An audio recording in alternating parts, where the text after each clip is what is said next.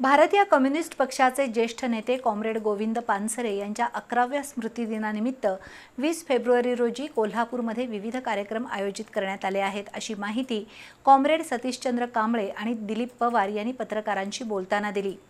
तसंच पानसरेंना न्याय कधी मिळणार या विषयावर माजी न्यायमूर्ती बी.जी. कोळसे पाटील यांचं व्याख्यान होणार आहे। कॉम्रेड गोविंद पानसरे यांची हत्या झाल्याच्या घटनेला 20 फेब्रुवारी रोजी 11 वर्ष पूर्ण होत आहेत।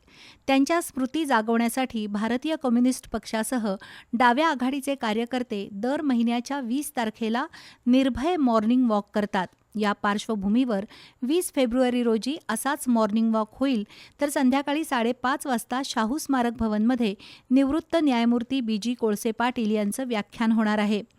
पानसरेंना न्याय कधी या विषयावर माजी न्यायमूर्ती बी.जी. कोळसे पाटील यांचं व्याख्यान होणार आहे, अशी माहिती कॉम्रेड सतीशचंद्र कांबळे आणि दिलीप पवार यांनी पत्रकारांशी बोलताना दिली। पानसरेंना न्याय कधी हा त्यांच्या व्याख्यानाचा विषय असून अध्यक्षस्थानी प्राध्यापक अशोक चौसाळकर असतील। पत्रकार परिषदेला कॉम्रेड रघुनाथ कांबळे, दिलदार मुजावर, रमेश वडणगेकर उपस्थित होते।